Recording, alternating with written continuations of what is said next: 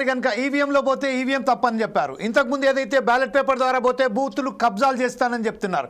అదే విషయంపై ఇంకోసారి మనం చర్చలు వెళ్లే ముందు ఒకసారి ప్రసన్న కుమార్ దగ్గరికి వెళ్దాం. ప్రసన్న కుమార్ గారు, వాయిస్ క్లియర్ లేదు సార్, వాయిస్ క్లియర్ లేదు. జస్ట్ సార్, ఓకే, నేను ఒకసారి చెక్ చేయమని చెప్తాను. ప్రసన్న కుమార్, ఏమాత్రం క్లియర్ లేదు. ప్రసన్న కుమార్ గారు, ఓకే ప్రసన్న కుమార్ గారు, what is the information you have about your constituency particularly?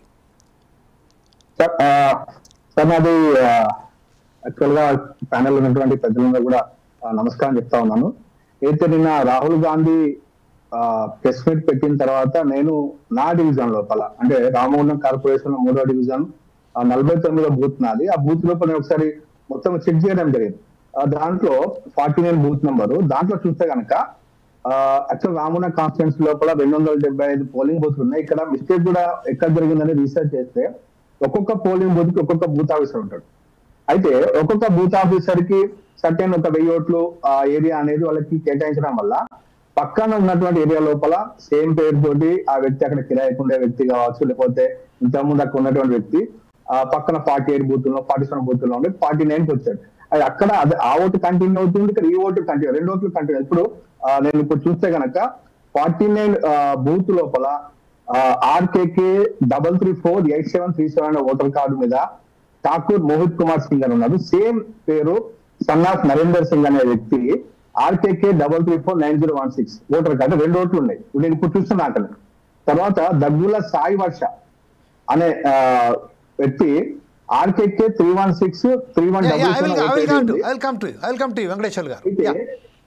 అయితే ఇంకొక ఓటర్ కార్డు ఏంది ఆర్కేకే 3186996. అంటే ఒకే వ్యక్తికి 2-3 ఓటర్ కార్డు 4-5 ఓటర్ కార్డు నెంబర్లు కూడా అలర్ట్ అయి ఉన్నాయి.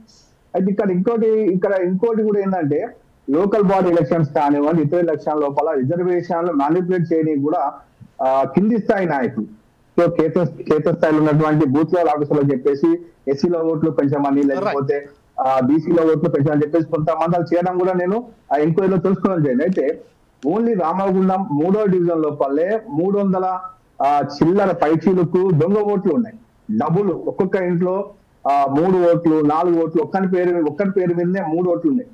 ఎస్సీలో ఓట్లు కొంతమంది 5 ఓట్లు 6 ఓట్లు కూడా ఉన్నాయి. అంటే ఇక్కడ ఏమవుతుందంటే ఆన్లైన్ లో చేసేటప్పుడు ఒక అక్షరం తప్పు కొట్టినా గానీ అది యాక్సెప్ట్ చేసేస్తుంది.